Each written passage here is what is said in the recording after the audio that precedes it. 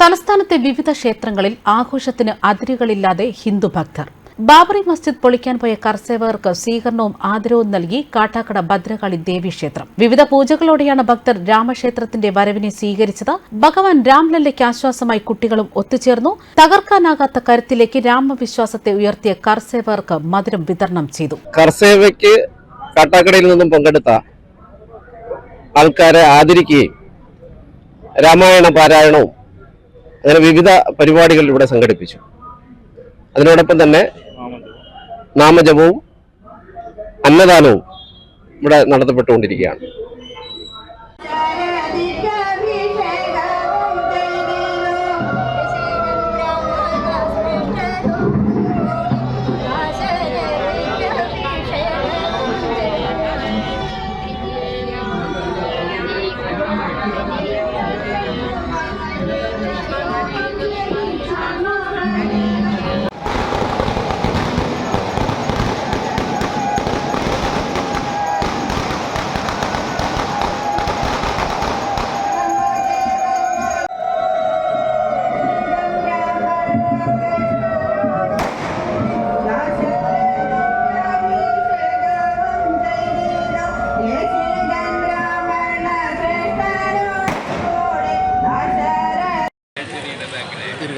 Oh.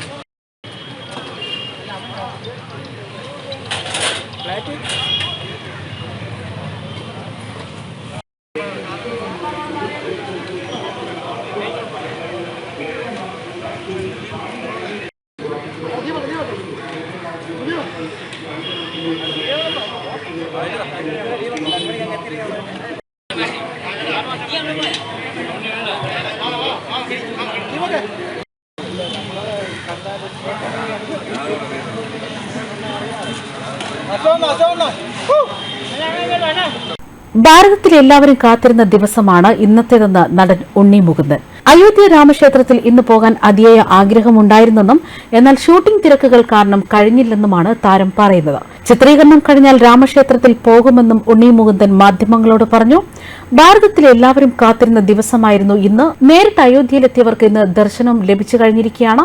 എന്തായാലും ഉടൻ തന്നെ അവിടെ പോകാൻ എല്ലാവർക്കും ഭാഗ്യമുണ്ടാകട്ടെ എന്നാണ് ഉണ്ണി മുകുന്ദൻ പറഞ്ഞത്. അയോധ്യ പ്രാണപ്രതിഷ്ഠയോടനുബന്ധിച്ച് ഗേറ്റ് സെറ്റ് ബേബിയുടെ ലൊക്കേഷനിൽ ഉണ്ണി മുകുന്ദൻ രാമജ്യോതി തെളിയിച്ച് ആഘോഷം നടത്തിയിരുന്നു.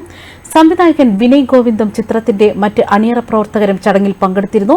ശ്രീരാമ വിഗ്രഹത്തിന് മുന്നിൽ ദീപം തെളിയിച്ച് പ്രാർത്ഥിച്ചതിന് ശേഷമാണ് ഉണ്ണി മുകുന്ദൻ മാധ്യമങ്ങളോട് സംസാരിച്ചത്. എന്നെ സംബന്ധിച്ചിടത്തോളം പ്രധാനപ്പെട്ട ഒരു ദിവസമാണെന്ന്, ഒരുപാട് കാത്തിരിപ്പുകൾക്ക് ശേഷം രാമക്ഷേത്രത്തിന്റെ ഉദ്ഘാടനം നിർവഹിച്ചിരിക്കുകയാണ്.